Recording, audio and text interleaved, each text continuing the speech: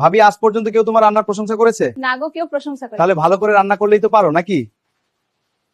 তোমার ভাই বিদেশে, তাই ভালো রান্না করতে ভাল লাগে না। তুমি রাতে আমার ঘরে এসো, তোমাকে ভালো মন্দ খাওয়াবো। ঠিক আছে, আসবো।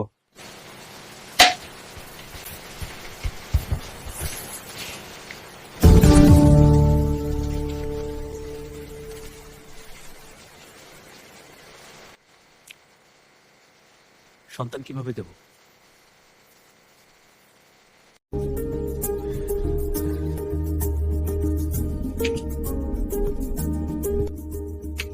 দেবর সোনা, তুমি এখান থেকে যাও, তোমার ভাই কষ্ট পাবে।